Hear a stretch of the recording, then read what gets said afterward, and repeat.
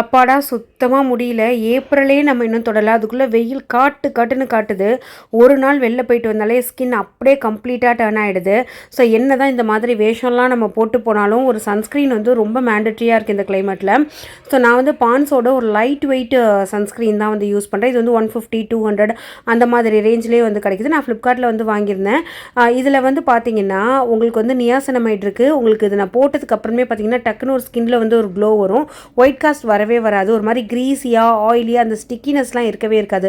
ஒரு light weight feel வந்து கொடுக்கும். ஸோ அதனால் இதை வந்து அப்ளை பண்ணிவிட்டு அதுக்கப்புறமா நம்ம என்ன வேஷம் வேணுமோ அதை வந்து போட்டுக்கலாம். ஸ்கார்ஃப் கட்டிக்கலாம், டவல் போட்டுக்கலாம், என்ன வேணுமோ வந்து போட்டுக்கலாம்.